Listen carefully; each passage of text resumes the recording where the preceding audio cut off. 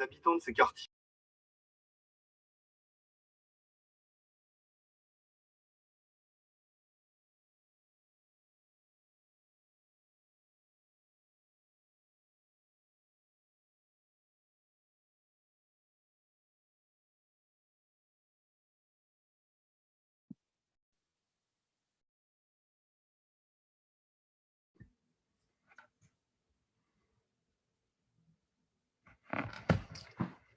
Alors, bonjour à tous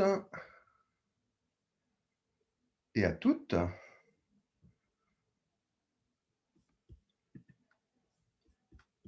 Bonjour. Bonjour, bonjour. OK.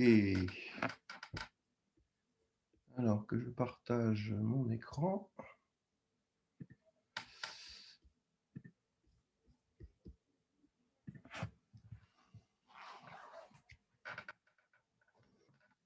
Voir si tout ça fonctionne.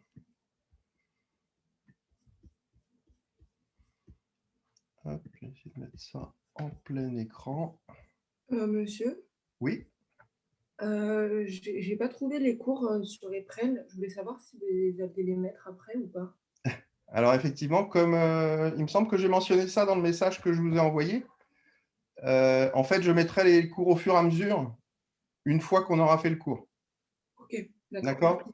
Parce que, notamment parce que éventuellement, je vais adapter un petit peu le cours, la manière dont on va avancer au cours des séances. Donc, je préfère vous les mettre a posteriori.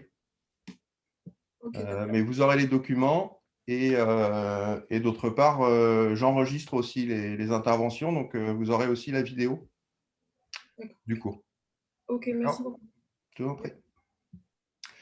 Alors, je vais essayer de mettre en plein écran. Espérons que ça fonctionne.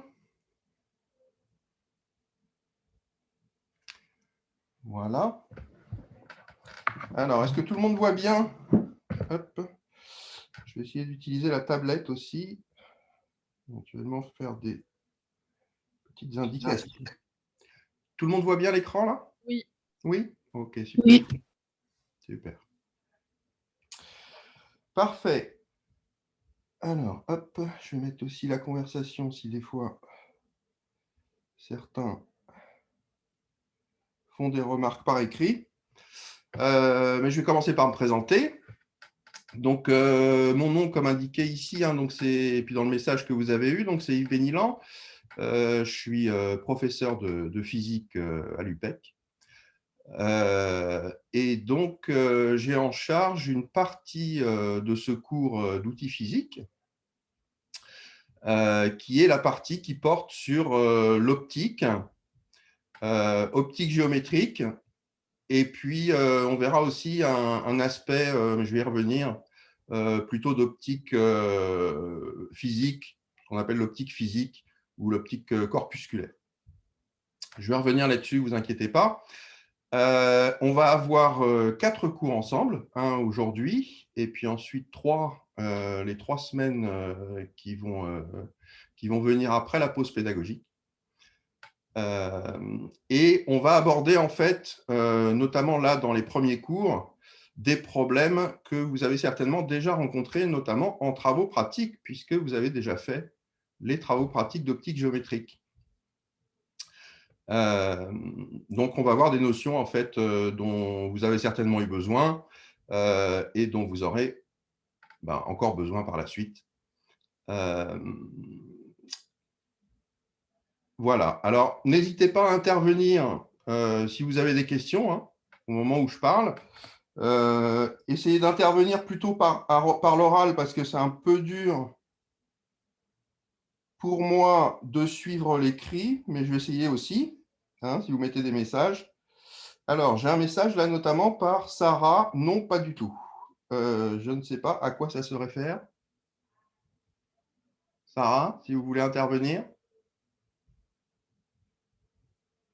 vous précisez votre question. Non, pas du tout. Je ne sais pas. Ah, non, pas tous. Ah, vous n'avez pas fini encore la série de TP? Ah, je croyais que c'était terminé depuis. OK. Bon, bah, pour ceux qui ne l'ont pas encore fait, voilà, vous aurez les outils avant de faire les TP, ce qui sera peut-être mieux d'ailleurs, je ne sais pas. OK. Alors, donc vous voyez sur cette première image, en fait, vous voyez tout un tas de phénomènes optiques. Et en fait, bah, ça regroupe un peu l'ensemble de ce qu'on va voir au niveau optique géométrique. Vous voyez par exemple en haut à gauche, on voit apparaître ces structures colorées qui sont ce que vous connaissez bien, un arc-en-ciel, avec ici donc des couleurs qui peuvent apparaître comme ça, du rouge jusqu'au violet. C'est en fait une décomposition de la lumière, de la lumière du soleil dans ces différentes longueurs d'onde. Donc, bah, on va voir un petit peu comment est-ce qu'on peut expliquer ce type de phénomène. Vous voyez dans l'image du dessous, là, on voit donc une façade d'un immeuble avec des parois en verre. Et on voit que, eh bien, sur ces parois en verre, on a une image inversée du ciel qui se trouve au-dessus. Donc là, pareil, on va voir comment, avec un modèle relativement simple de la lumière, eh bien, on peut expliquer ce type de phénomène qui va être très lié aussi à l'autre phénomène que vous voyez au-dessus, où ici, vous avez une goutte d'eau à travers laquelle eh bien, vous pouvez aussi voir une image en réflexion. En fait, ce modèle de goutte d'eau ici sphérique va permettre aussi d'expliquer cette décomposition de la lumière que l'on a ici. Et puis enfin, en bas à droite, vous voyez un œil sur lequel on voit encore le ciel en réflexion. Donc l'œil, bah voilà, c'est un des organes des systèmes vivants, un des organes sensitifs qui justement permet de capter cette lumière et de faire des images. Et donc, bah, on parlera un petit peu de ce système optique qu'est l'œil. Comment est-ce qu'on peut en donner un modèle qui permet d'expliquer la vision. Euh, donc ça, ce sera plutôt vers la fin du cours. OK, alors, si j'arrive à avancer dans mes diapositives, voilà. Alors, on va commencer par parler donc d'optique géométrique. Alors, vous savez que en physique, hein, ce qu'on cherche à faire, c'est essayer de décrire les phénomènes naturels, c'est-à-dire les phénomènes que l'on observe dans la nature. Et pour pouvoir décrire ces phénomènes, eh bien, on va se baser sur l'observation. Donc, on va regarder qu'est-ce qu'on peut observer comme phénomène et comment ces phénomènes, eh bien, on va pouvoir en faire un modèle. Euh, et du coup, ben, le phénomène lumineux, on va chercher justement à en avoir une représentation sous forme d'un modèle. Et ce qu'on va voir, c'est qu'en fait, ce phénomène lumineux, on va pouvoir le modéliser différemment selon l'échelle à laquelle on regarde le phénomène. Alors, je vais un peu préciser ce que j'entends par là. Qu'est-ce que c'est que cette échelle et pourquoi est-ce qu'on va bah, justement modéliser ce phénomène lumineux à partir de la notion d'échelle.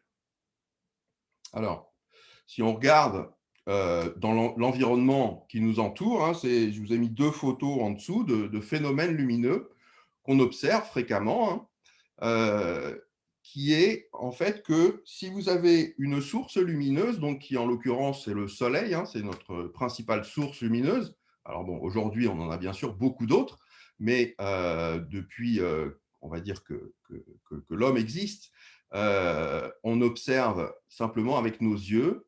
Et quand on observe ce phénomène lumineux dans la nature, eh bien, ce qu'on va observer principalement, c'est eh bien justement ces espèces de rayons du soleil, hein, d'ailleurs on appelle ça des rayons de soleil, qui vont passer à travers un obstacle qui occulte ces rayons du soleil. Et quand on a ça, donc par exemple ici, donc quand ça passe à travers un nuage sur l'image de gauche, ou encore quand ça passe à travers les feuilles d'un arbre sur l'image de droite. Alors, je vais essayer de prendre un petit pointeur, peut-être pour ce sera plus facile. Voilà. Ici, donc à travers des trous dans les nuages, hein, on voit ces espèces de rayons lumineux. Et puis ici, à travers les branches des arbres, on voit aussi apparaître donc des espèces de rayons lumineux. Euh, En fait, effectivement, le premier phénomène qu'on voit de la lumière, hein, la manière dont on peut le voir, l'apercevoir avec nos yeux, c'est que eh bien, cette lumière qui nous provient du soleil, elle semble ici se propager en ligne droite. D'accord? Ça crée ces espèces de lignes lumineuses qu'on va appeler faisceaux lumineux. Donc, la première notion qu'on pourrait mettre, c'est, ben, OK, quand on essaye de décrire la lumière, la première chose qu'on voit, c'est que eh bien, ça crée une ligne droite. Le phénomène de lumière se propage en ligne droite. Alors, ça va être vrai tant qu'on est avec des objets macroscopiques. Mais de temps en temps, on va pouvoir voir d'autres phénomènes. Alors, je vous montre une image ici d'un phénomène que vous pouvez certainement apercevoir chez vous, si vous avez des rideaux. En fait, si vous regardez une lumière à travers des rideaux qui ont, on va dire, une maille pas trop serrée, eh bien, quand vous regardez une source lumineuse à travers, ce que vous allez voir, donc c'est effectivement un point lumineux au centre, mais vous voyez que cette source lumineuse, elle est aussi entourée ici d'un certain nombre de points supplémentaires, avec des endroits où on n'a plus de lumière, des endroits où on retrouve de la lumière, et ça crée comme ça des espèces d'images multiples de cette source ponctuelle au milieu. Donc ça, c'est un phénomène qui va arriver quand la lumière rencontre des obstacles de petite taille.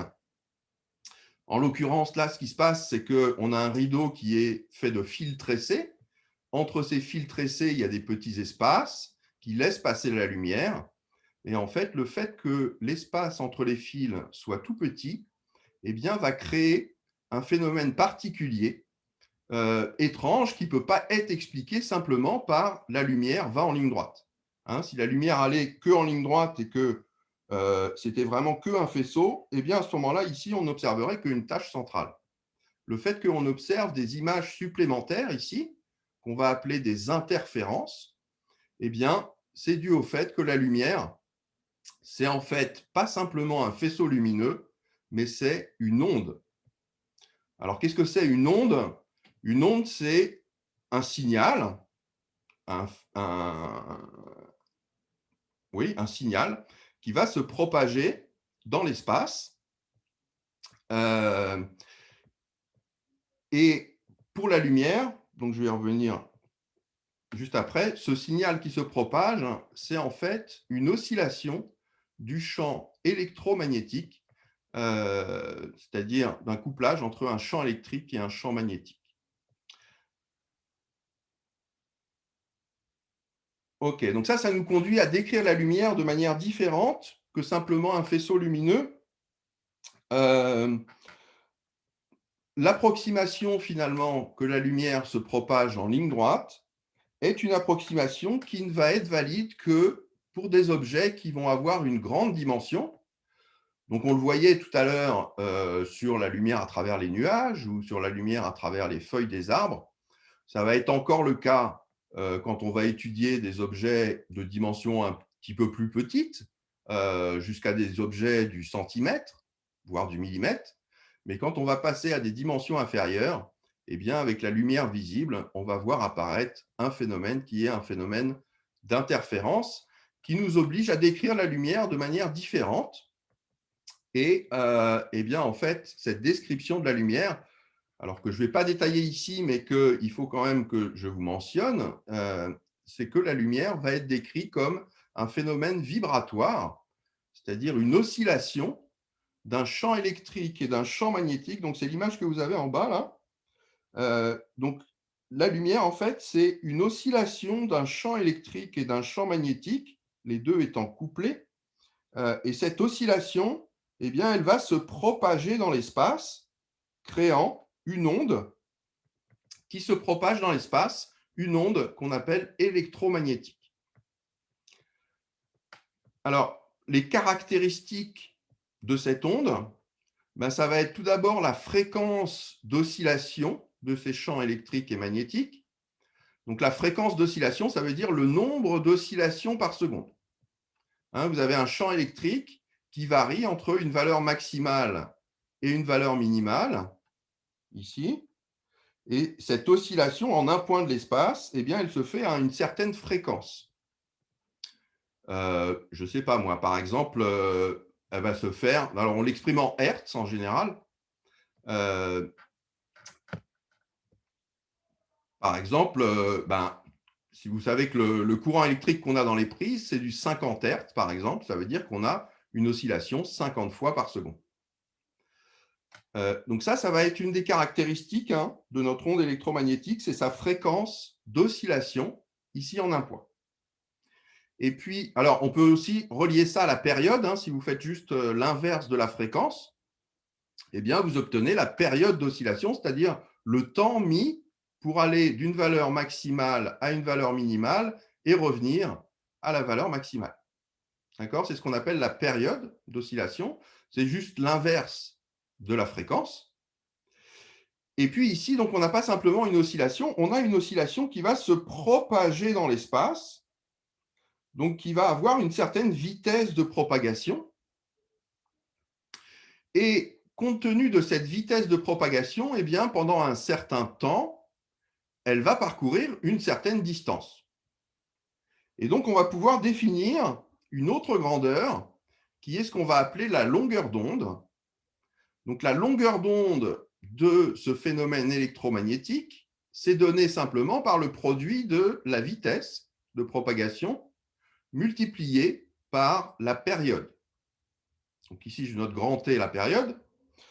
Donc la période, je vous rappelle, hein, c'est le temps mis pour passer d'un état maximal à un état minimal pour revenir à un état maximal. Et comme l'onde va à une certaine vitesse v, eh bien la distance parcourue pendant une période, donc pour passer de cet état maximal en passant par l'état minimal jusqu'à un état maximal, c'est ce qu'on va appeler la longueur d'onde. D'accord? Donc la longueur d'onde, finalement, c'est le produit de la vitesse de propagation de l'onde par la période de l'onde. Ou encore, on pourrait dire, c'est le rapport entre la vitesse de propagation et la fréquence de l'onde.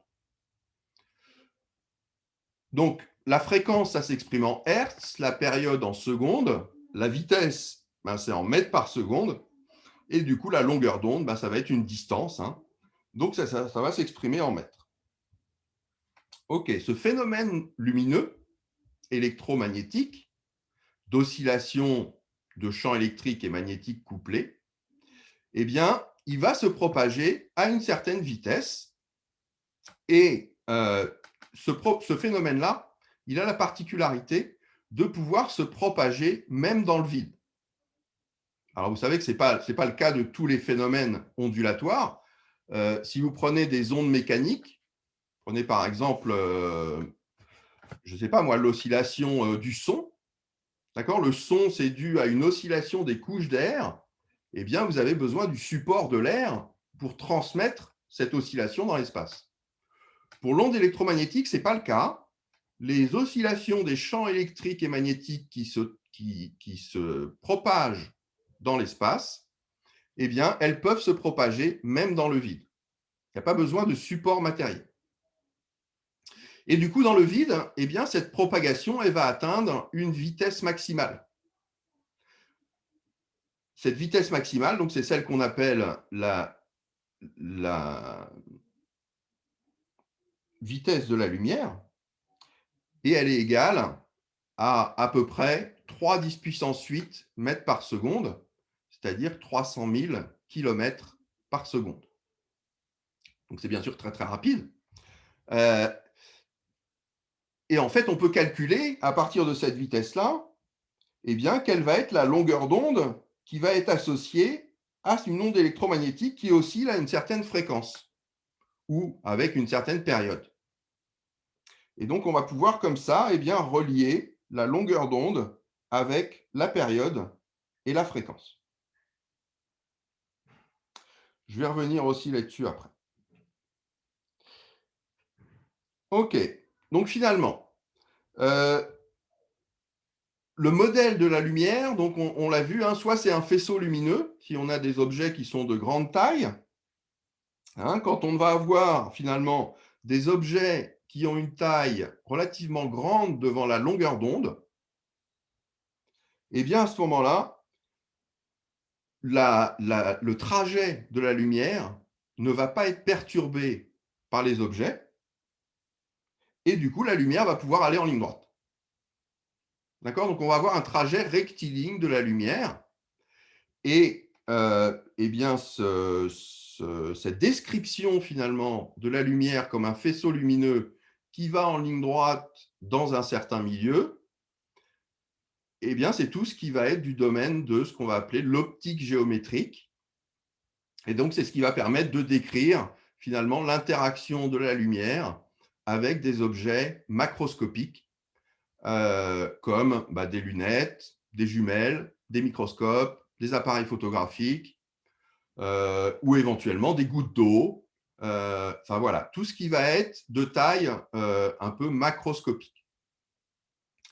Quand par contre on va chercher à étudier l'interaction, donc ça c'est ce qu'on va décrire pendant ce cours, hein, en tout cas tout le début du cours, cette optique géométrique, on va voir quelles lois, qu'on va appeler les lois de Descartes notamment, permettent de prédire quel va être justement le trajet lumineux de la lumière et qu'est-ce que ça va impliquer pour la formation d'images, par exemple. Alors par contre, quand effectivement on va vers des interactions entre la lumière, ou ce phénomène électromagnétique, et des objets de plus petite taille, eh bien à ce moment-là, donc on ne peut plus considérer que la lumière va seulement en ligne droite. Il va falloir étudier la lumière comme une onde, et on va donc regarder les interactions entre les différentes ondes. Ça va être le domaine de ce qu'on appelle l'optique ondulatoire, et ça va donner naissance notamment aux interférences et aux phénomènes d'interférence et de diffraction. Alors ça, on ne verra pas ça cette année, hein, on ne va pas voir ça dans ce cours, on ne peut pas bien sûr tout couvrir, et puis ça c'est un champ en lui-même, hein, qui permet notamment d'avoir accès à des phénomènes comme la spectroscopie par exemple, est beaucoup basée sur cette étude de l'optique ondulatoire. Donc vous reverrez ça l'année prochaine dans un module particulier. Et puis si on va à des échelles encore plus petites, c'est-à-dire que si on arrive au niveau de l'atome, hein, de la structure vraiment de la matière au niveau atomique, eh bien à ce moment-là, on va devoir décrire la lumière encore de manière différente. C'est-à-dire que la lumière, eh bien, on ne va plus la considérer comme une onde, mais on va la considérer comme un corpuscule, comme un grain d'énergie. Donc on va pouvoir établir une relation entre l'énergie du phénomène électromagnétique et la longueur d'onde ou la fréquence. Ce phénomène d'énergie, donc il dit que en fait, la lumière, on peut considérer que ça peut aussi être considéré comme un grain d'énergie qui aurait une énergie d'une certaine constante H multipliée par la fréquence, ou encore, donc, si on remplace la fréquence par C sur lambda, H fois C sur la longueur d'onde. Et donc, on verra comment, en considérant effectivement la lumière comme un grain d'énergie, eh bien, on peut expliquer les phénomènes d'absorption et d'émission, par exemple, au sein des atomes. Donc ça, ce sera quelque chose que je vais vous décrire lors du dernier cours, en tout cas à la fin de ce cours, de ces 4 séries de cours, parce que c'est quelque chose que vous ne verrez pas après dans vos cours de physique.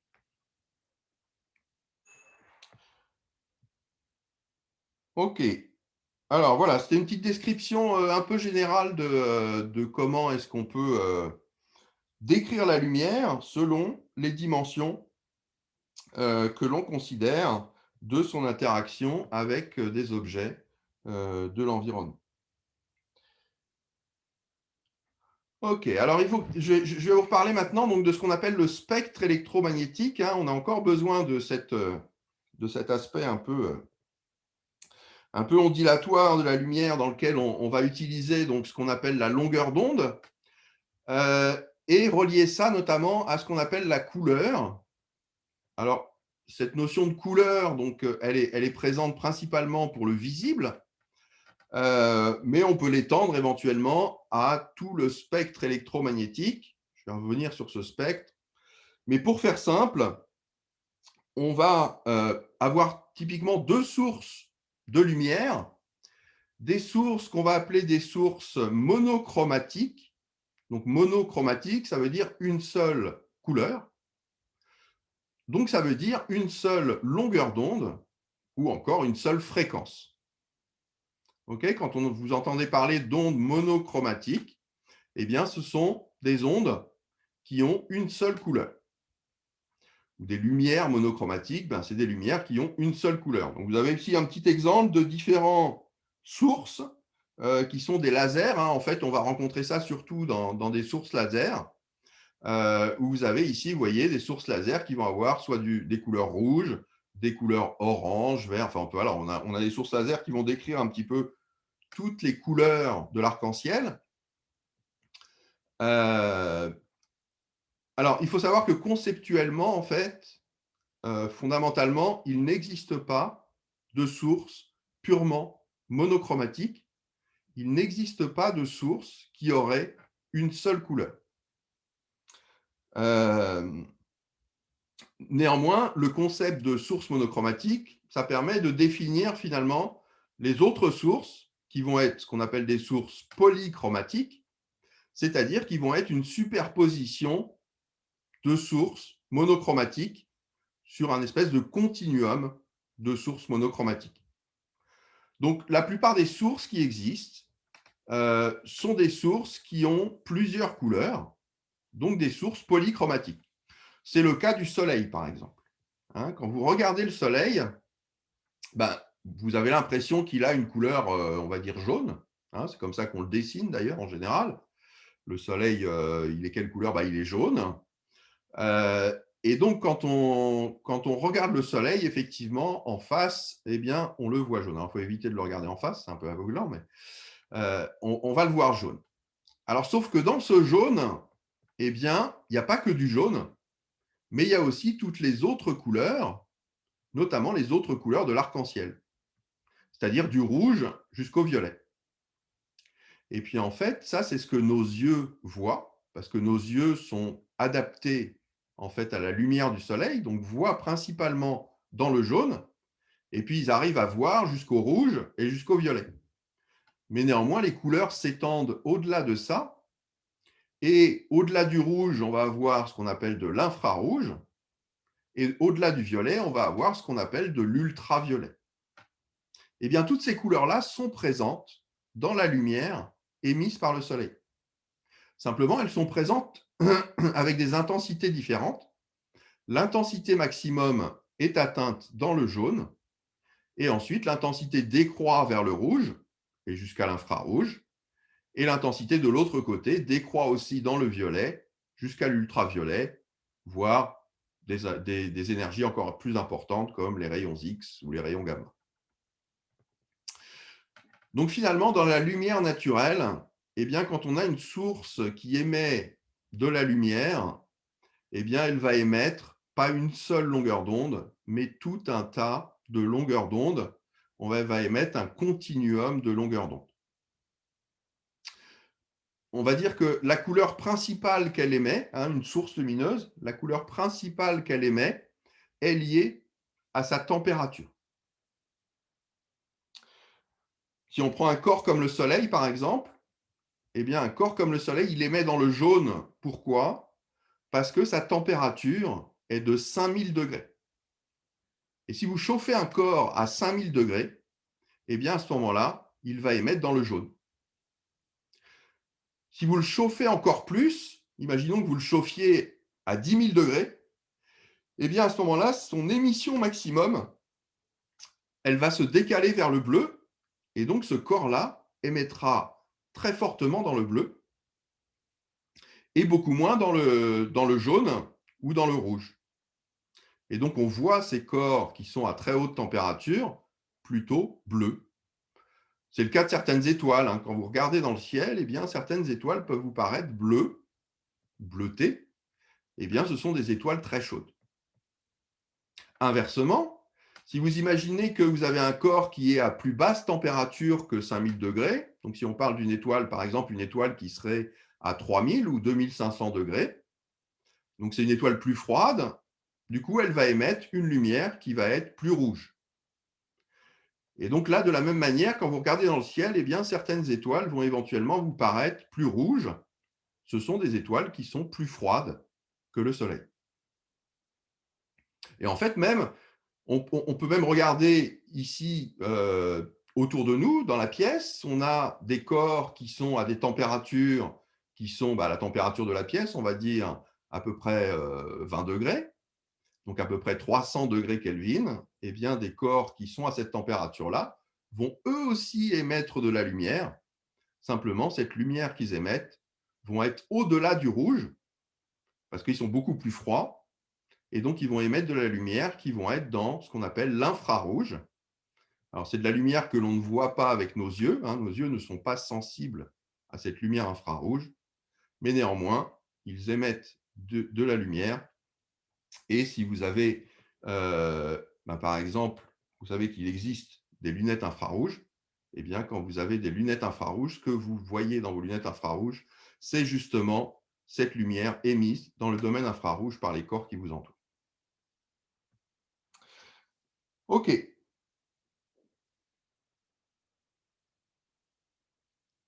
Je vous en prie. OK, donc vous voyez que dans tout ce que je viens de vous parler, voilà, on parle de spectre électromagnétique. Donc, petit rappel, donc justement, donc une radiation monochromatique est caractérisée par sa fréquence. euh, et cette fréquence, eh bien, elle ne dépend pas du milieu. D'accord? C'est la même fréquence, quel que soit le milieu, c'est-à-dire si vous êtes dans le vide ou si vous êtes dans un autre milieu, comme l'air ou l'eau ou le verre. C'est la même fréquence qui est émise. Par contre, cette oscillation, donc à une certaine fréquence, des champs électriques et magnétiques, eh bien, elle va se propager dans l'espace. Et par contre, cette propagation dans l'espace, eh bien, elle dépend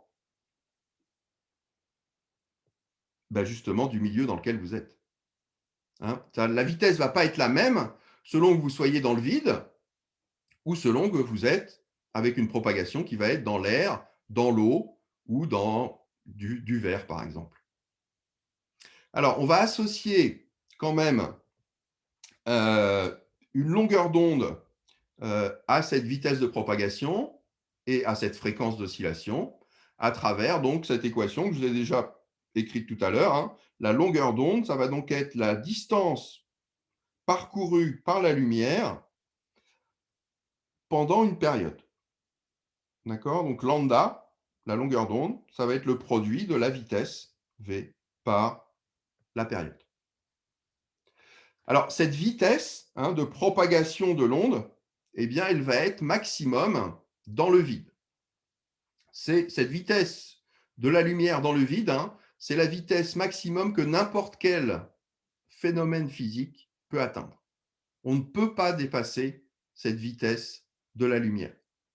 Cette vitesse de la lumière, donc on la connaît assez, assez précisément. C'est à peu près 300 millions de mètres par seconde, 300 000 kilomètres par seconde, ou exactement 299 792 458 mètres par seconde. Cette vitesse-là est indépassable. Rien ne peut aller plus vite que cette vitesse de propagation du phénomène électromagnétique dans le vide. Alors, en général, on va utiliser cette vitesse-là pour calculer quelle est la longueur d'onde d'une radiation. Mais attention, normalement, quand on parle de longueur d'onde, eh bien, cette longueur d'onde va varier en fonction du milieu dans lequel on se trouve. Autrement dit, si vous mesurez la longueur d'onde du rayonnement émis par le Soleil en dehors de l'atmosphère, vous allez trouver certaines longueurs d'onde, certaines couleurs. Si vous êtes sur Terre et que vous mesurez le même rayonnement, eh bien, vous allez trouver que ce rayonnement, en fait, a été décalé. D'accord? On a un décalage en longueur d'onde qui se fait. Et ce décalage, il dépend même de la couleur. OK, ce décalage en couleur qui se fait, hein, c'est ça qui va permettre aussi de créer le phénomène d'arc-en-ciel. Je reviendrai là-dessus après. OK, vous avez un petit graphe ici en bas, donc de ce rayonnement électromagnétique, avec indiqué en haut les fréquences.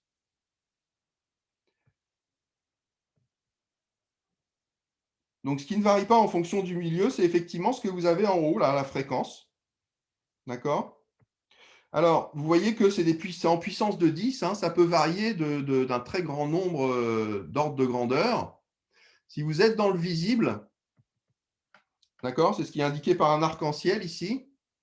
Quand vous êtes dans le visible, vous avez des fréquences qui sont de l'ordre de 10 puissance 15 Hertz. Donc, c'est très, très haute fréquence, hein. Ça veut dire que 10 puissance 15 fois par seconde, vous avez un champ électrique et un champ magnétique qui oscillent entre une valeur maximum et une valeur minimum. Si vous allez vers le rouge ou vers l'infrarouge ici, vous voyez que la fréquence diminue. Vous allez arriver ensuite, après l'infrarouge, au domaine qu'on appelle le domaine des micro-ondes. C'est ce que vous avez dans vos fours micro-ondes, hein. Dans vos fours micro-ondes, vous avez du rayonnement électromagnétique qui est émis à des fréquences qui sont de l'ordre de 10 puissance 10 Hertz. Donc ça continue à être beaucoup, hein. 10 milliards d'oscillations par seconde. Et puis ensuite, vous allez vers le domaine radio. Donc le domaine radio, hein, vous connaissez la FM. La FM, par exemple, je ne sais pas, vous avez une radio à 100,3 MHz. Eh bien, ce 100,3 MHz, donc ça veut dire 100 millions. 100 millions, c'est 10 puissance 8 Hertz. Donc, vous êtes dans le domaine de la FM quand vous êtes avec une fréquence d'oscillation de ces champs électromagnétiques qui sont de l'ordre de 100 millions de fois par seconde. Et puis ensuite, vous avez éventuellement, quand vous allez encore à plus basse fréquence, qu'on appelle les ondes radio longues, qui sont assez peu utilisées aujourd'hui, mais qui ont, au début des communications, été beaucoup utilisées. Et vous voyez que la fréquence diminue jusqu'à atteindre des valeurs ici, pour les plus grandes, qui vont être de l'ordre de 1 Hertz, c'est-à-dire une seule oscillation par seconde.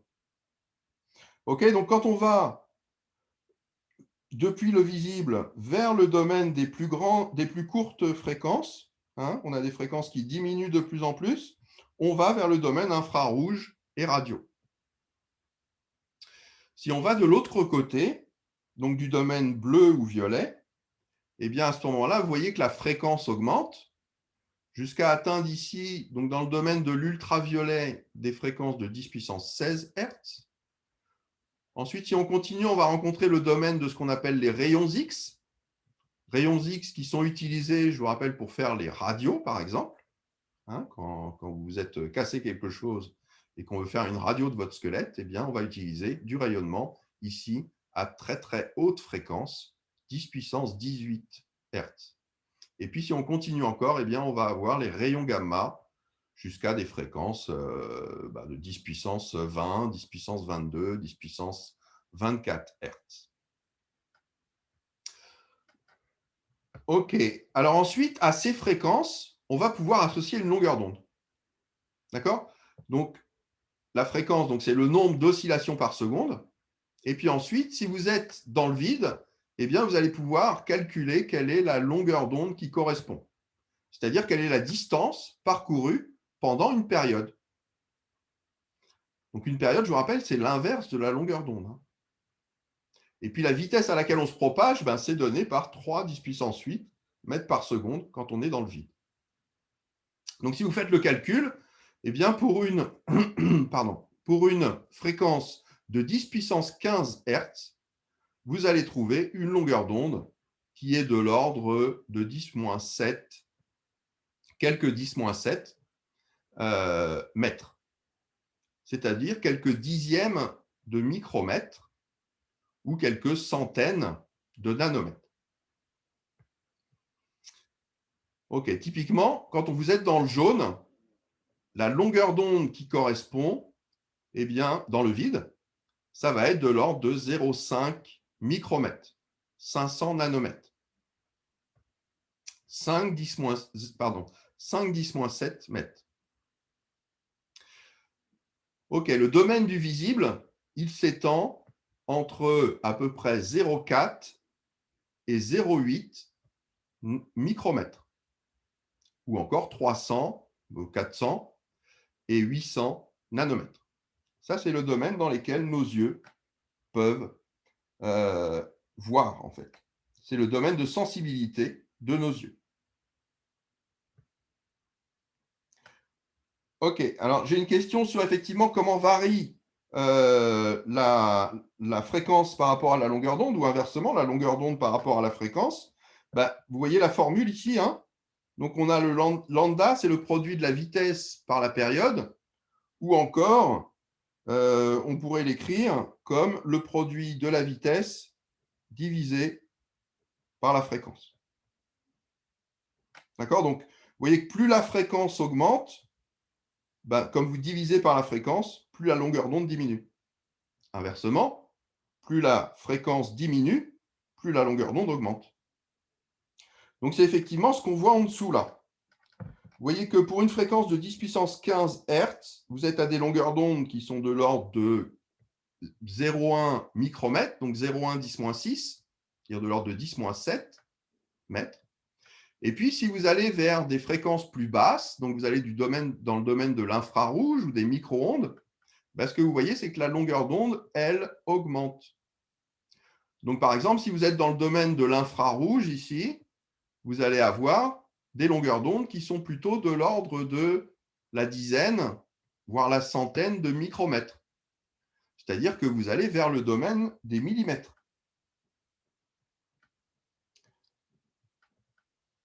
Alors, plus les longueurs d'onde sont petites, plus les longueurs d'onde sont petites, plus elles sont fortes, plus elles sont énergétiques. Alors, c'est le contraire. En fait, là, on a une relation entre l'énergie, alors ça, bon, on en reparlera à la fin, hein, c'est AE, d'accord? C'est l'énergie qu'on peut associer à une onde. C'est une certaine constante qu'on appelle H fois la fréquence. Donc, en fait, c'est plus la fréquence est importante, plus l'énergie est importante.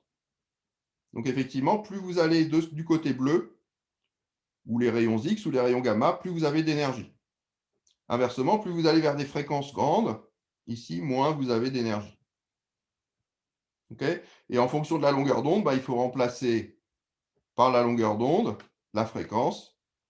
D'accord? Si vous prenez cette relation-là, donc ça va être C sur lambda. Autrement dit, c'est l'inverse. C'est-à-dire plus la longueur d'onde est grande, moins l'énergie est grande. Plus vous allez vers le domaine des ondes radio, moins l'énergie est grande. Ok, donc si on va maintenant dans le domaine des micro-ondes, par exemple, hein, ce que vous avez dans votre four micro-ondes, donc je vous le disais tout à l'heure, hein, c'est des fréquences qui sont de l'ordre de 10 milliards de Hertz. Si vous regardez en termes de longueur d'onde, alors je reviens là-dessus. Si vous regardez en termes de longueur d'onde, vous voyez qu'on est à 10-2 mètres, c'est-à-dire on est dans le domaine du centimètre. D'accord? La distance parcourue pendant une période pour les ondes qui sont du domaine micro-ondes, eh bien, c'est de l'ordre du centimètre. Si vous allez vers les ondes radio, hein, la FM, d'accord? Là, vous voyez que les longueurs d'onde, eh bien, c'est de l'ordre du mètre. Inversement, plus vous allez vers des fréquences qui sont faibles ici, plus vous allez vers des longueurs d'onde qui sont grandes. Jusqu'à atteindre éventuellement, vous voyez, pour les longueurs d'onde radio ici, des longueurs d'onde qui vont atteindre le kilomètre, voire la centaine de kilomètres. D'accord? Il n'y a pas de limite en fait, hein, dans ce spectre. Ça va s'étendre jusqu'à l'infini. Alors, pourquoi un laser vert est plus dangereux qu'un laser rouge? Eh bien, simplement parce qu'effectivement, le vert, va avoir plus d'énergie que le rouge. Voilà. Et ce qui est dangereux dans un laser, eh bien, c'est justement l'énergie qui est transportée par le laser, puisque eh bien, plus vous avez d'énergie, plus vous allez éventuellement déposer de l'énergie dans votre œil. Et plus vous déposez de l'énergie ponctuellement dans l'œil, plus vous êtes éventuellement sensible. Enfin, vous avez la possibilité de brûler les tissus qui sont dans l'œil. Ok, si on va de l'autre côté, vous voyez qu'on a là pour le coup des longueurs d'onde qui vont devenir toutes petites.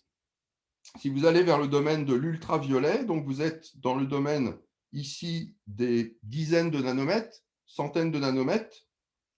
Dans le domaine des rayons X, vous allez être dans le domaine des nanomètres, voire du dixième de nanomètre. Et puis, vous allez encore plus loin dans les rayons gamma. Là, vous allez être encore à des tailles beaucoup plus petites. Donc, vous voyez que là, les tailles caractéristiques, alors juste pour vous dire, hein, la taille caractéristique d'un atome, comme l'atome d'hydrogène par exemple, eh bien, c'est justement le dixième de nanomètre. Hein, c'est de l'ordre de l'angstrom, on appelle ça. Eh bien, vous voyez que c'est dans le domaine, ici, des longueurs d'onde qui correspondent à des rayons X. Effectivement, il y a plus petit que les rayons gamma. Hein. En fait, dans ce spectre électromagnétique, on n'a pas de limite, que ce soit vers les grandes longueurs d'onde ou vers les courtes longueurs d'onde. Hein, il n'y a pas de limite ici en fréquence. Ça s'étend jusqu'à l'infini.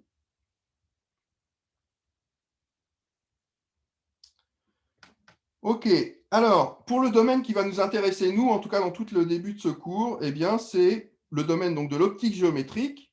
Alors, quand est-ce que ça va s'appliquer? Comme je vous le disais précédemment, ça va s'appliquer quand la dimension de l'objet est grande devant la longueur d'onde. Donc, attention au fait que ce domaine d'application de l'optique géométrique va éventuellement dépendre du domaine de rayonnement dans lequel vous vous trouvez.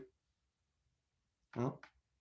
Parce qu'en effet, si vous êtes dans le visible, le rayonnement, c'est de l'ordre de 0,5 micromètre. Donc, si vous avez un objet qui fait du millimètre, à ce moment-là, la taille est grande devant la longueur d'onde. Hein, vous êtes 1000 fois ou 10 000 fois plus grand que la longueur d'onde. Autrement dit, votre rayonnement, quand vous êtes dans le domaine du millimètre, il ne voit quasiment pas les obstacles. Donc, simplement, quand il rencontre un obstacle, soit il est bloqué, soit quand il passe à côté, il peut passer. Et donc, c'est pour ça qu'on voit, à travers les feuilles d'arbre, par exemple, cette lumière qui, par endroit, passe. Donc, on voit un rayon lumineux. Et puis, par endroit, est bloqué. On ne voit plus de rayonnement lumineux. Mais vous imaginez maintenant que vous avez un objet qui est beaucoup plus petit. Donc, par exemple, comme je vous disais tout à l'heure, à travers un rideau, donc on a des espaces très petits entre les fils qui constituent le rideau. Si vous imaginez, je ne sais pas, que vous avez 10 micromètres entre ces fils, eh bien à ce moment-là, vous êtes avec une taille des trous entre les fils qui va s'approcher de la longueur d'onde. Ça va peut-être être 10 fois ou 20 fois ou même 100 fois supérieur à la longueur d'onde, mais ça va approcher la taille de la longueur d'onde. Et donc là, on va commencer à voir des phénomènes particuliers. C'est-à-dire qu'en fait, le rayonnement qui passe à travers chacun des trous va venir derrière s'additionner à l'ensemble des rayonnements. Et c'est ça qui va donner le phénomène d'interférence, parce que justement, la lumière est une onde. Mais alors attention, si maintenant, vous regardez un rayonnement qui a une grande longueur d'onde, typiquement des micro-ondes. Des micro-ondes, on a dit, la longueur d'onde, c'est de l'ordre du centimètre. À ce moment-là, quand vous regardez des objets centimétriques, vous ne pouvez plus appliquer le phénomène, la description de l'optique géométrique. Sauf pour des objets qui ont des grandes tailles devant le centimètre, c'est-à-dire des objets qui vont être, je ne sais pas moi, de la taille du mètre ou de la dizaine de mètres. Mais si vous êtes avec des petits objets, à ce moment-là, vous allez avoir apparaître les phénomènes d'interférence. De même pour les ondes radio. Les ondes radio, on a des tailles qui sont de l'ordre du mètre, d'accord, pour la radio FM.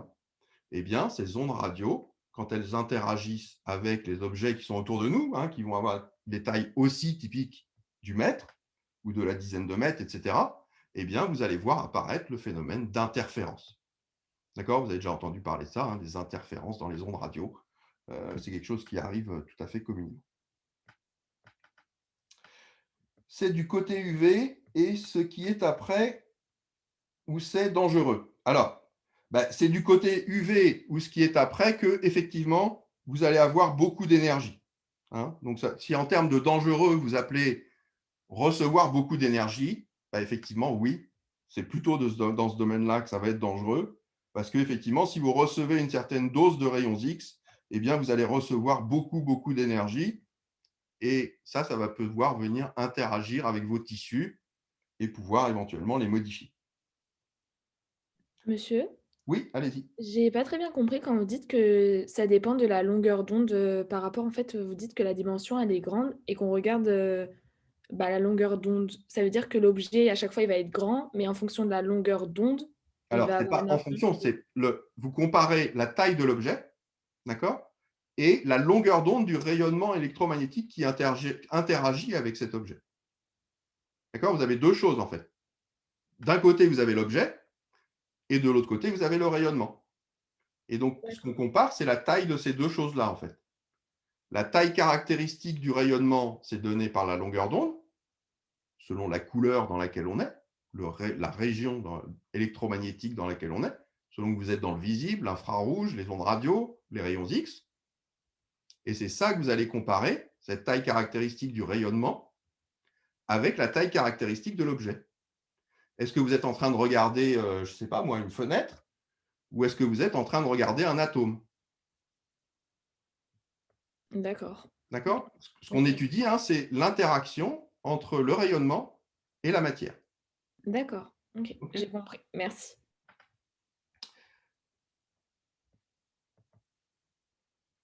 Alors, l'homme moderne est constamment exposé à l'onde radio. Si c'est dangereux, tu serais déjà décédé. Alors, il y a quelque chose, effectivement, il y a des idées qui traînent, hein, qui peuvent être éventuellement. OK. Les ondes radio en tant que telles ne sont pas dangereuses. Pourquoi? Pour la même raison, en fait. Hein. C'est-à-dire que les ondes radio, en fait, si vous regardez l'énergie qu'elles transportent, comme cette énergie, elle est faible, l'énergie en elle-même des ondes radio n'est pas du tout dangereuse. D'accord. Vous pouvez être exposé à du rayonnement radio, sa longueur d'onde ne va rien vous faire. Mais néanmoins, ce qui va être éventuellement dangereux, au-delà de l'énergie transportée par l'onde, c'est l'intensité, c'est-à-dire la manière dont cette onde est concentrée dans l'espace. D'accord. Si vous imaginez que vous concentrez vos ondes radio dans un tout petit espace, à ce moment-là, la densité d'énergie, hein, c'est-à-dire l'énergie par unité de surface ou unité de volume, ça va devenir très, très grand. Et c'est là que ça peut devenir dangereux. D'accord. C'est pour ça qu'on dit que, par exemple, quand vous avez vos écouteurs qui sont en contact avec votre téléphone ou que vous avez votre téléphone directement proche de l'oreille, eh bien, le rayonnement radio que vous utilisez pour faire communiquer les deux, ou le rayonnement radio qui est pris par le téléphone ou émis par le téléphone pour recevoir ou envoyer des messages, eh bien, ce rayonnement-là, il peut être très concentré quand vous êtes proche de la source, quand vous êtes proche du téléphone. Et donc, du coup, si vous l'avez proche de l'oreille, ça peut effectivement, on va dire, dans des cas extrêmes, eh bien, venir influencer vos tissus et éventuellement dégrader vos tissus. D'accord.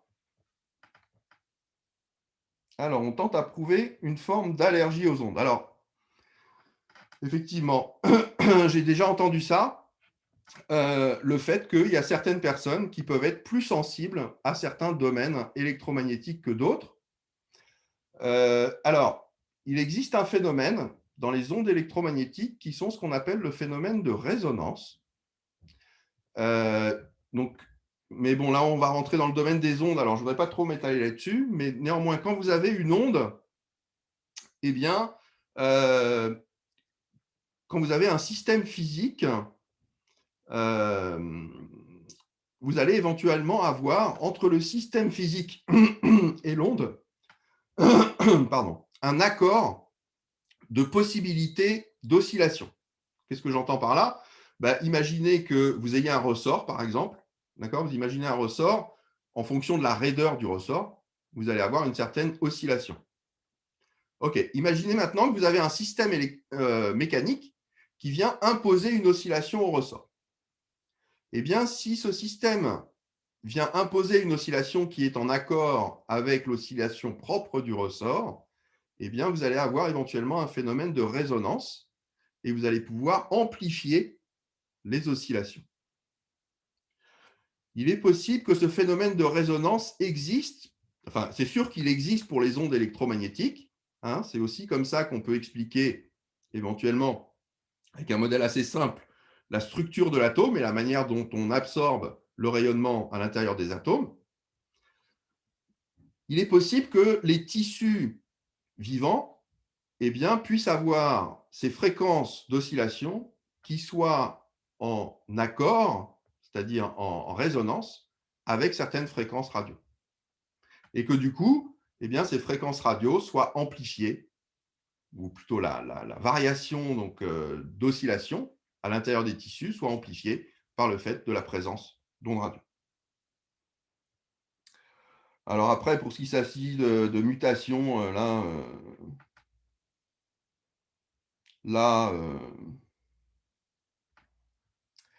alors, peut-être j'ai pas suivi le début Oui, c'est là. parce que je posais la question dans le chat, c'était pourquoi en Ouais. fait les ondes radio, les rayons X et les rayons gamma étaient dangereux pour nous. Je veux dire au niveau du corps, Alors, qu'est-ce que ça provoque? ouais. Alors effectivement, c'est parce que vous voyez, les longueurs d'onde sont proches de celles de l'atome, voire pour les rayons gamma, proches de celles du noyau des atomes.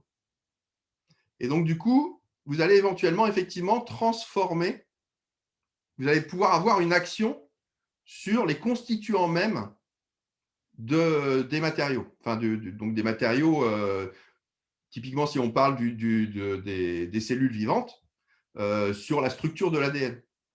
D'accord? Vous allez pouvoir interagir avec la structure même de l'ADN pour changer, en fait, casser à certains endroits des liaisons, c'est-à-dire arracher certaines molécules de cet ADN qui va se reformer et créer comme ça un changement dans la structure de l'ADN et donc créer à partir de là des mutations.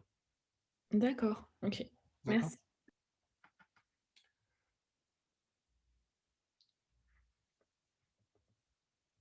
OK. Alors après, effectivement, les rayonnements UV, par exemple, hein, quand vous êtes, je ne sais pas moi, sur la plage l'été et que vous recevez du rayonnement UV, ça va être absorbé en surface par votre peau, par les cellules de votre peau. Et comme le rayonnement UV, il peut être aussi assez énergétique, à ce moment-là, ça peut créer des mutations à l'intérieur de la peau par le même système, hein. Alors, bon, ce qu'il faut voir, c'est qu'on est quand même très largement protégé, hein, sur Terre de toute cette partie du rayonnement, hein. C'est-à-dire qu'en fait, tout le rayonnement ultraviolet ici, rayons X, rayons gamma, etc., tout ça est absorbé très haut dans l'atmosphère. Donc, ça ne pénètre pas jusqu'au sol, même si c'est émis dans le soleil. Par contre, si vous avez des projets d'être astronaute, pardon, à ce moment-là, si vous partez dans l'espace, là, pour le coup, quand vous sortez de l'atmosphère terrestre, vous n'êtes plus protégé de ces rayonnements-là, et c'est là où ça peut devenir dangereux. Donc, c'est pour ça qu'il y a des protections qui existent, que ce soit pour les gens pour les astronautes qui vont dans l'espace, hein, les scaphandres qu'ils ont sont faits avec des matériaux qui vont les protéger de ces rayonnements qu'on appelle rayonnements ionisants. OK, alors, on en a fini pour les généralités. Il faut que je regarde l'heure. OK, donc il nous reste une demi-heure. On va pouvoir attaquer un peu plus précisément donc, le domaine de l'optique géométrique. Et donc, on va essayer de définir un certain nombre de choses ensemble qui permettent justement de décrire comment la lumière interagit avec la matière, mais quand on a des objets qui sont des objets macroscopiques. Donc, alors je vais le dire autrement, quand on a des objets qui sont grands devant la longueur d'onde. OK, alors on va considérer ici que des matériaux transparents, c'est-à-dire des matériaux qui n'absorbent pas. Euh, on va appeler V la vitesse de propagation de l'onde dans le matériau.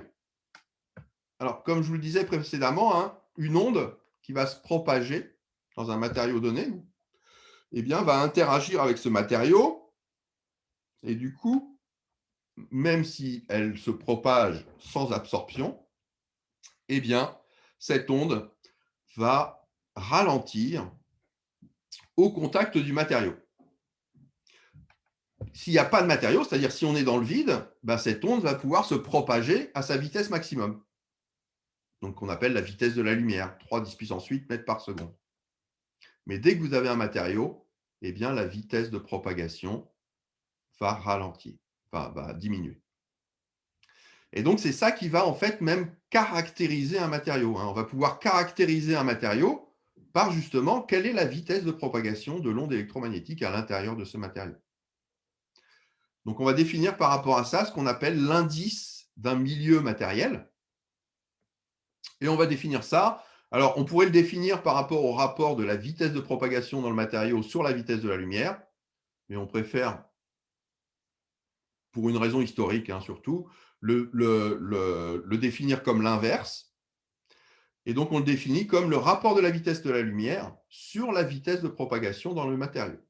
On va noter ça N, c'est l'indice d'un matériau. L'indice d'un matériau, donc, c'est donné par le rapport de la vitesse de la lumière, 3 10 puissance 8, ça c'est une constante, divisée par la vitesse de propagation dans le matériau. Alors, bien sûr, comme la vitesse de propagation dans un matériau donné est toujours inférieure à la vitesse de la lumière, ou autrement dit, la vitesse de la lumière est toujours supérieure à la vitesse de propagation dans le matériau, eh bien à ce moment-là, le rapport C sur V, l'indice d'un matériau, ça va toujours être supérieur à 1. OK ? Donc en tout cas, pour tous les problèmes qui vont nous intéresser, nous, on aura toujours des matériaux avec des indices supérieurs à 1. Donc pour le vide, l'indice c'est 1, exactement.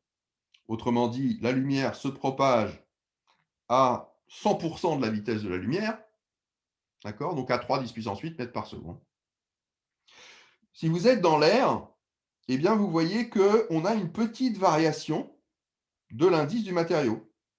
C'est 1,00029, c'est-à-dire que on a une petite interaction entre le rayonnement et l'air, et du coup, ça a tendance à freiner la propagation du phénomène. Et donc, on va plus aller tout à fait à une vitesse de propagation qui est celle de la lumière dans le vide, mais à 99,97%. Donc, vous voyez que la variation est faible.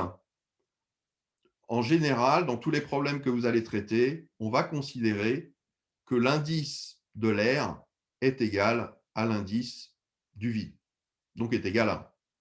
D'accord?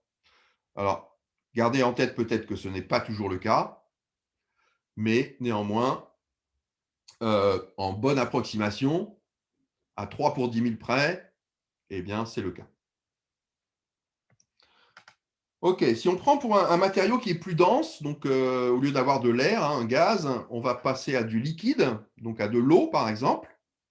À de l'eau sous forme liquide, eh bien, vous voyez que l'indice du matériau augmente, et on va augmenter jusqu'à une valeur qui est à peu près de 1,33.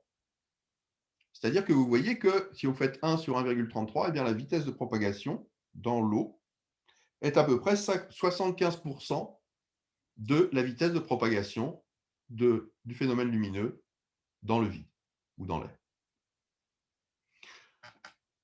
OK, si vous allez dans un matériau encore plus dense, comme le verre par exemple, là on a un solide transparent, le verre, eh bien l'indice du matériau va augmenter. Vous allez avoir un indice de matériau qui va pouvoir passer à 1,5 ou 1,7. Alors bien sûr, cet indice dépend ici de la nature du verre.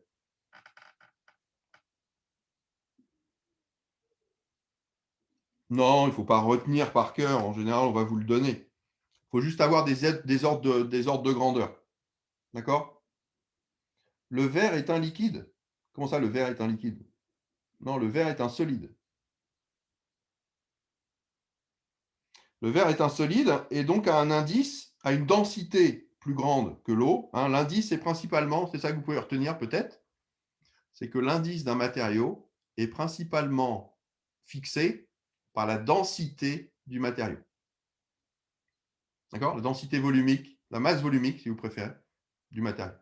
La densité volumique. Un liquide visqueux qui bouge très lentement. Qu'est-ce que c'est que cette histoire-là? Le verre est un liquide visqueux qui bouge très lentement. Alors, si vous voulez, c'est la définition que vous souhaitez donner au verre, mais c'est pas. Quand il est chaud, oui, c'est ça. Si vous le faites fondre, quoi. Hein, c'est un peu comme si vous prenez de la glace, d'accord, et de l'eau liquide, quoi. Effectivement, si vous faites fondre de la glace, ça donne de l'eau liquide. Tellement. Non, alors. Non. Non, non, non, non, non, non, non, non, non, non. C'est pas parce que quelque chose bouge. Enfin, il y a nulle part écrit qu'un solide ne bouge pas. D'accord? Un solide bouge. Ok? Il n'y a qu'à voir quand vous avez sur Terre des secousses sismiques, ben, vous avez bien un solide qui bouge. Vous n'allez pas dire que la Terre n'est pas solide, d'accord? Ou alors vous dites que la Terre est liquide, si vous voulez, mais là, vous avez votre propre définition de ce qu'est un solide, un liquide, mais il n'y a pas de changement de phase hein, sur la Terre. Quand vous avez une secousse sismique, la Terre bouge bien. Hein. C'est-à-dire que quand vous avez des immeubles qui s'écroulent, ben, c'est bien parce que la Terre a bougé. Mais néanmoins, la Terre n'est pas un liquide. Le verre, c'est pareil.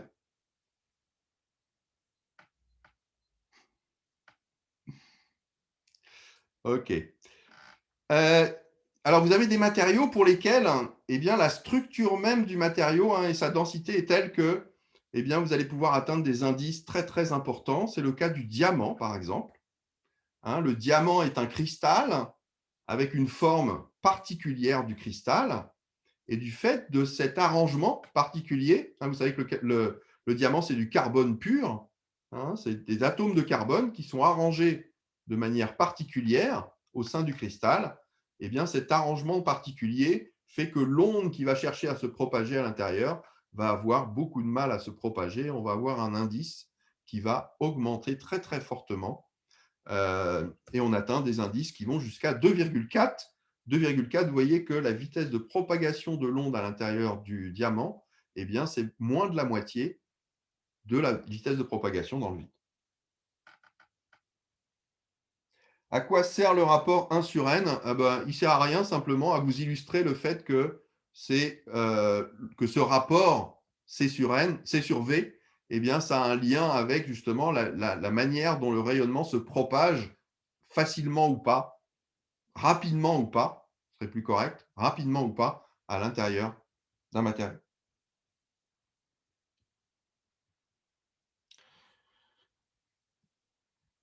OK.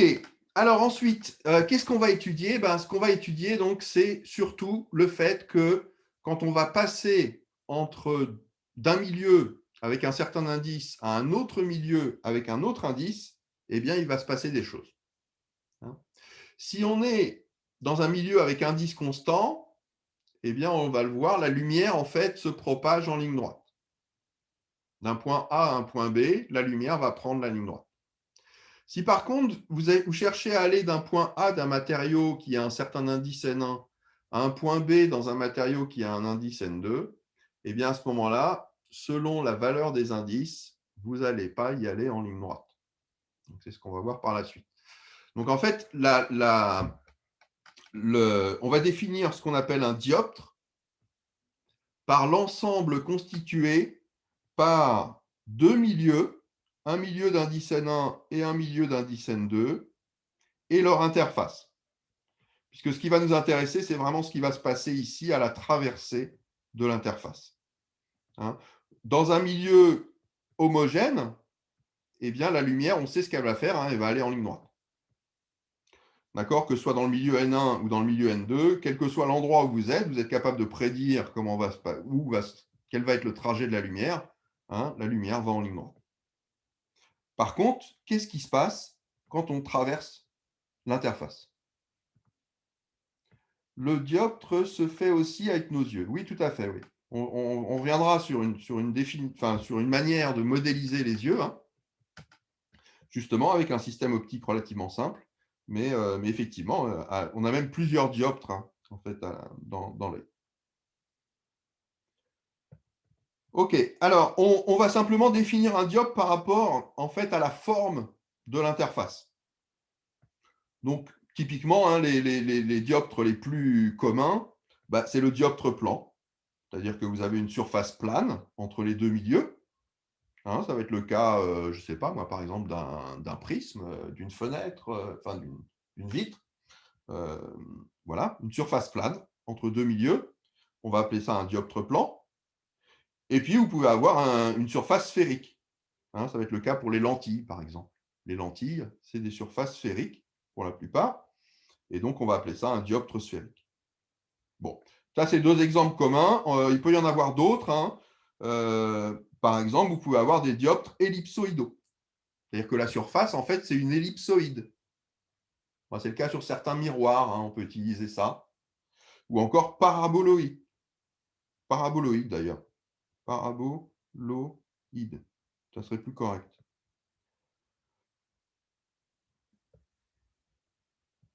OK, ça veut dire que la surface est une parabole, en fait.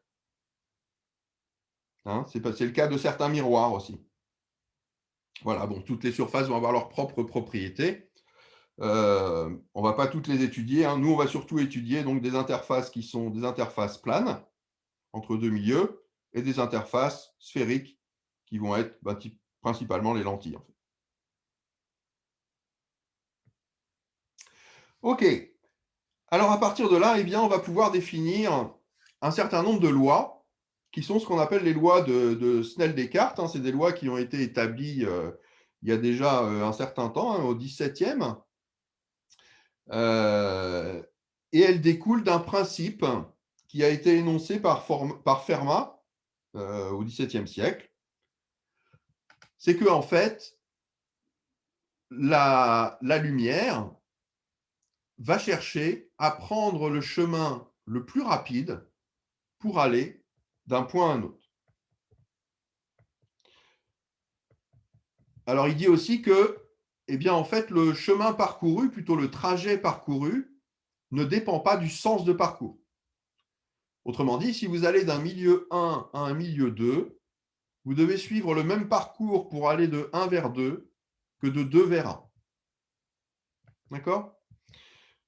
OK. Ce principe-là, donc ça dit déjà une première chose, c'est que si vous êtes dans un milieu homogène, donc dans un milieu où vous avez un seul indice, eh bien le trajet le plus rapide pour aller d'un point à un autre, ça va être la ligne droite. Hein. OK. Alors maintenant, on va voir qu'est-ce qui se passe si on change de milieu. Alors, si on change de milieu, il va se passer quelque chose à l'interface entre les deux milieux. D'accord? Vous avez un rayon qu'on appelle... Donc, vous avez passé d'un milieu 1 à un milieu 2. Vous avez ici l'interface entre les deux milieux. Hein, ça, c'est l'interface. Vous allez avoir donc, venant du milieu 1, un rayon lumineux ici, qu'on va appeler le rayon incident. Et puis ensuite, ce rayon, quand il va arriver ici à un point de l'interface, eh bien, il va se séparer en deux rayons. Un rayon qui est réfléchi par l'interface, donc on va appeler ça le rayon réfléchi, et un rayon qui est réfracté, c'est-à-dire qui va passer à travers l'interface. Hein, on dit transmis aussi. Transmis, réfracté, c'est la même chose. D'accord? Réfracté ou transmis.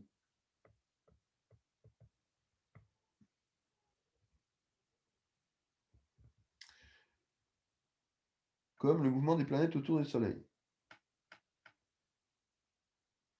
Il faut demander au prof. Alors, je n'ai pas vu la question, là, je suis désolé. Quelle est la question? Faut que je remonte dans le…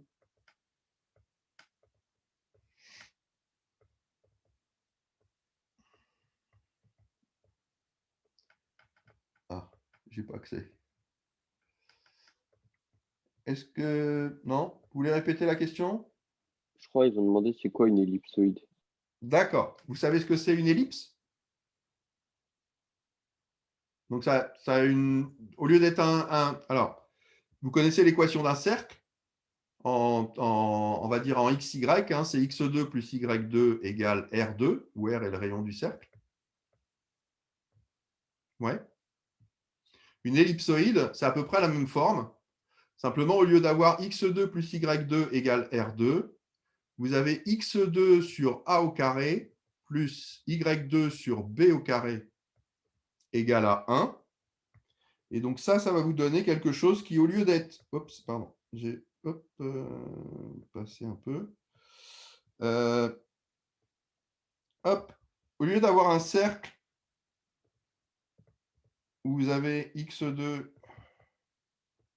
d'accord, ici x, y. L'équation du cercle, c'est x2 plus y2 égale à R2, ou égale à 1 si vous prenez R égale à 1. Pour une ellipse, eh bien, vous allez avoir un des côtés qui est plus allongé que l'autre. OK, donc ici, c'est Y, ici, c'est X. Et ici, donc, vous avez un grand côté qui est A, un petit côté qui est B. D'accord, c'est la taille de ça.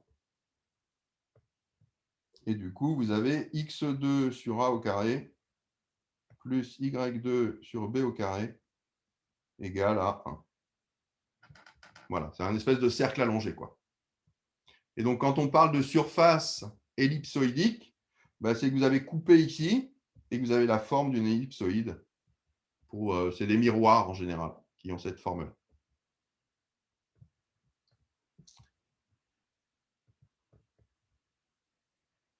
OK. Alors, donc il y a une première loi du fait que on doit aller, pour aller d'un point à un autre, le plus rapidement possible.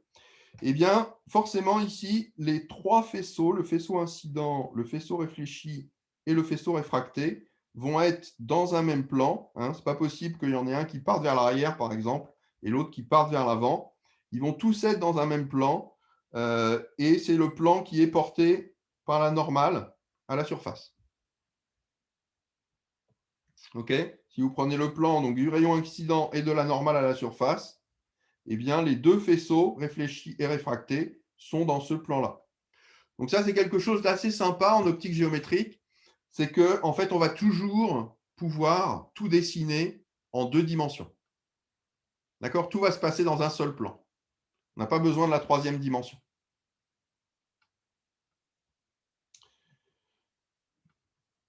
OK, alors la première loi qu'on peut établir, enfin, au-delà du fait que tous les rayons sont dans un même plan, c'est ce qu'on appelle la loi de la réflexion. C'est-à-dire que, eh bien, le rayon, vous avez un rayon incident ici, qui va se réfléchir ici en haut sur l'interface. Eh bien, l'angle que fait le rayon incident avec la normale, donc la normale, c'est la perpendiculaire. Hein. D'accord? Ça veut dire que vous avez un angle droit ici, entre le dioptre et cette normale.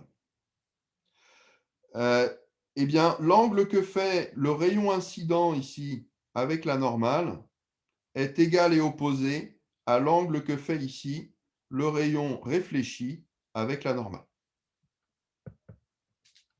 OK? Donc, ça se démontre assez facilement, en fait. Simplement en considérant que on doit effectivement prendre le chemin le plus court pour aller de A à B. D'accord? Alors, comment est-ce qu'on démontre ça un petit peu plus formellement? Simplement en regardant ici.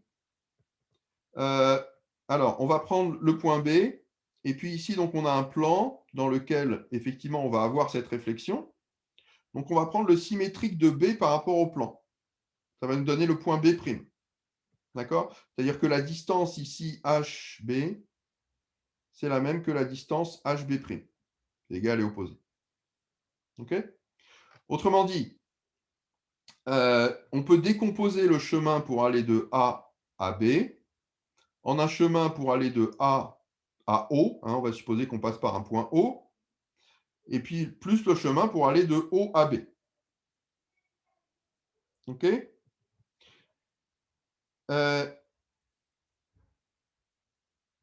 Alors, si je redécompose donc ce chemin, eh bien, vous voyez que, en fait, comme on a HB qui est égal à HB', ben, on a OB qui est égal à OB'.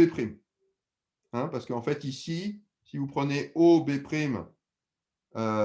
B, d'accord, ce triangle-là, OB', ça va être en fait un triangle isocèle. Donc, les angles ici sont égaux. Les deux côtés, OB' et OB vont être égaux. D'accord? Puisque la hauteur ici est égale. HB est égal à HB'. OK, donc du coup, ça veut dire que OA plus OB, je peux l'écrire aussi OA plus OB'. Ça veut dire que c'est A'B'. D'accord? Donc en fait, j'ai AB pour aller de A à B. C'est comme pour aller de A à B'. Oui, si vous voulez, vous pouvez mettre un signe moins. C'est juste en termes de distance que c'est égal. OK? OK.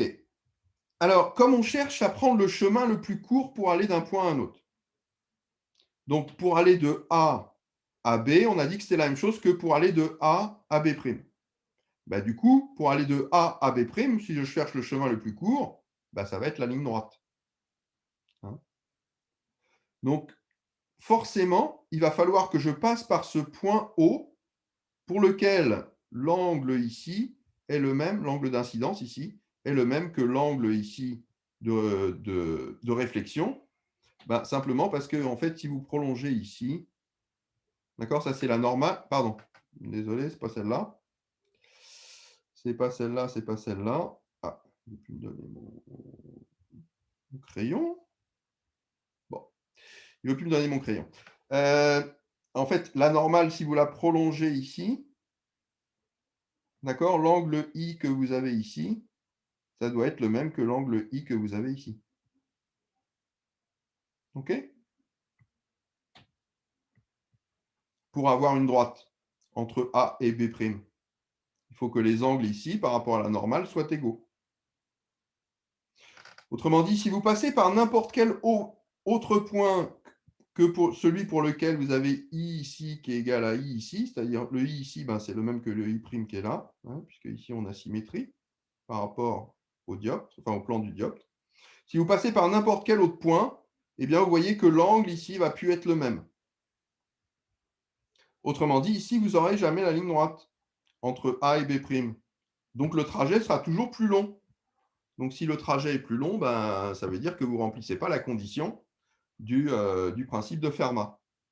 Donc, ce n'est pas possible. Donc, la seule possibilité pour aller de A à B, eh bien, c'est de passer par ce point O pour lequel on a I égale I' en valeur absolue, c'est-à-dire I égale moins I'.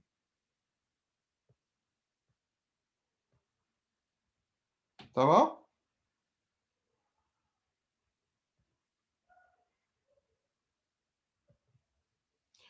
OK. Alors, en fait, je pense qu'on va... Bon, je vais juste vous énoncer la dernière loi, mais on y reviendra, on recommencera là-dessus la prochaine fois. On a ensuite donc la deuxième loi de Descartes, qui est ce qu'on appelle la loi de la réfraction, enfin, ou la troisième loi de Descartes, si on prend la première loi, que tout est dans un plan comme étant la première loi. Donc ici, on aurait la troisième loi de Descartes, c'est la loi de la réfraction. OK, qu'est-ce qu'elle nous dit? Elle nous dit que donc, pour le coup, on s'intéresse aux rayons incidents et aux rayons transmis ou aux rayons réfractés. Et bien que le rayon incident issu du milieu 1 avec un indice N1, réfracté dans le milieu 2 avec un indice N2, eh bien, font un angle I1 et I2 qui sont reliés par la relation N1 sinus I1 égale N2 sinus I2. Okay. Donc ça, c'est une loi que vous devez connaître. certainement déjà, je ne sais pas si vous savez vraiment d'où elle vient.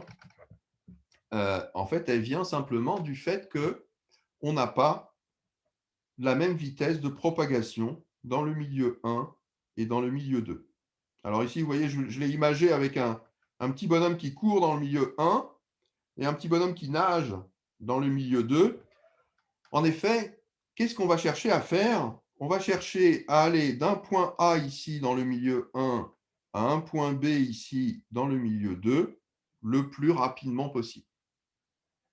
Et donc en faisant ça, on se retrouve confronté au même problème que, par exemple, le maître nageur qui voit une personne qui est en train de se noyer dans la mer.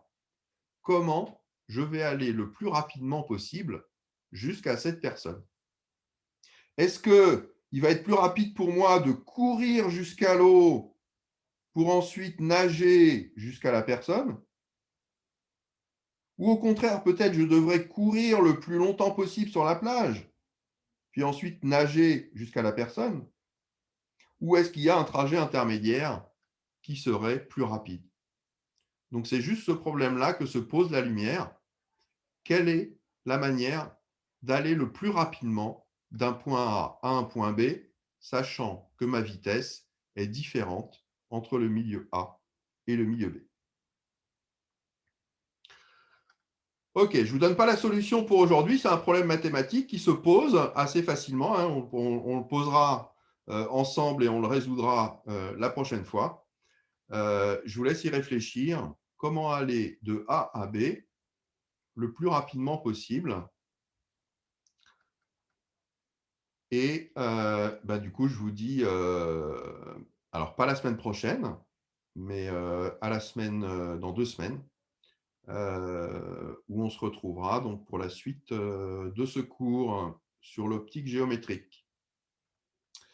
Je vous remercie. Je vous souhaite une excellente journée et puis aussi une bonne semaine de pause, hein. Profitez bien pour vous ressourcer. C'est nécessaire. OK. Au revoir, monsieur. À bientôt. Au Au revoir. revoir, bonne journée. Au revoir. Merci vous Au aussi. revoir. Au revoir. Merci, au revoir.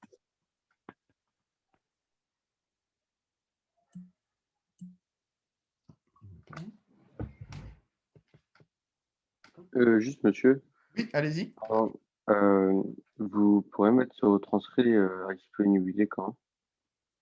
J'ai pas entendu, pardon. Vous savez, là, les modifications que vous faisiez sur votre PowerPoint. Les pourraient- modifications, je les garde pas. Par contre, ce que je garde, c'est la vidéo. Donc, vous les verrez sur la vidéo. Ok, et la vidéo, vous nous l'enverrez dans Je vais, combien de temps, je vais vous mettre un lien. Ok, très bien. D'accord. Merci. Je vous en prie.